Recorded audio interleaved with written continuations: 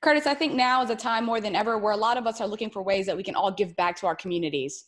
That's right. And helping out those charities in need right now is one way to do that. And one of those is Port in the Storm Homeless Youth Shelter down in St. Augustine. They're celebrating an anniversary, but we talked with Judith Dombowski, the director there, about what they do and how you can help them. We are Port in the Storm Homeless Youth Center.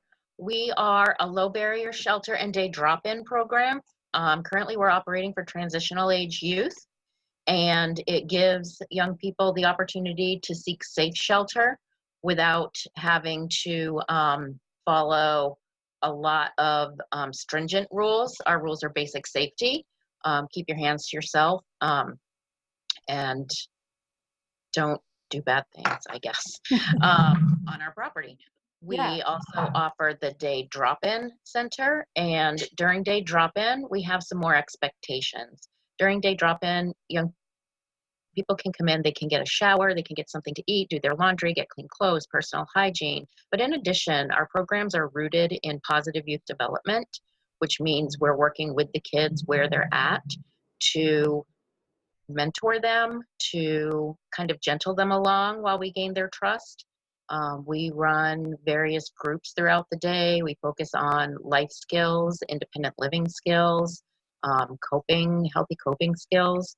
And then, of course, all of the other things that young people are expected to do in that transitional age. You know, do you need to finish schooling? Do you need to work on a resume? Do you have a job? Do you need a job? Do you know how to get a job? Do you know how to maintain an apartment? Do you know what a lease is? All of those things that they may not have had the opportunity to learn coming from where they're at. I think there's a lot of great, I guess it's a really great effort that you guys are putting forth towards the community. But can we talk a little bit about like how important is this program really? Because normally you don't think that, youth and homeless, that there would be so many. Absolutely. We saw just over 200 youth in the last year through our shelter and day drop-in here.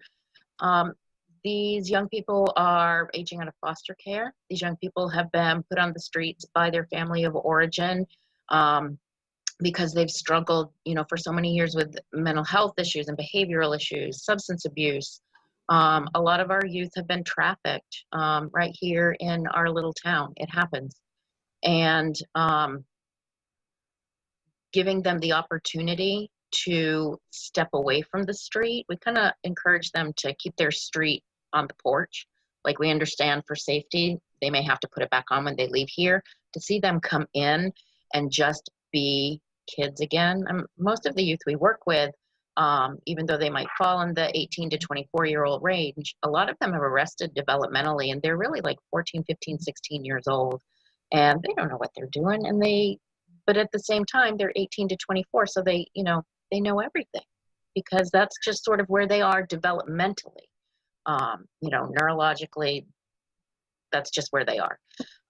So having staff that understand that and can work with them through that lens and help them to move forward and be successful is so important. We don't want these young people to live in their trauma and become chronically homeless or even episodically homeless. We want them to get their feet under them, learn some skills, develop a good natural support system in the community so that they can remember that this was a period in time and not who they are or who they're going to be. We've seen a lot of young people come to our shelter that were in family shelters with their parents. We're trying to impact this on a generational even, level. Absolutely. It's such a great cause. And obviously everybody watching right now, the one question I think everybody is asking themselves is, how can we help? How can people help you guys? This program is 100% funded by the community. There is not one public grant dollar in this building. The love and care that this community shows for this population is incredible. They just want to help. And we need that to continue to offer these youth, safe staff, a meal, We've had people come in and do groups on budgeting and color Easter eggs. We've had kids that never colored Easter eggs. We've had kids that never carved a pumpkin. There are so many opportunities to help these youth get a good footing. Well, thank you so much, Julie. We do appreciate that. And can you tell people where they can go for more information or find information about the organization? Yes, you can follow us on Facebook. We are one arm of St. Augustine Society. Our other arm is St. Francis House. So if you see the St. Francis House website or the St. Francis House Facebook page, you will find all of our information on Fortin the Storm. Thanks so much for your time. We're going to share this on our website so people can check it out again. Just go to First Coast Living.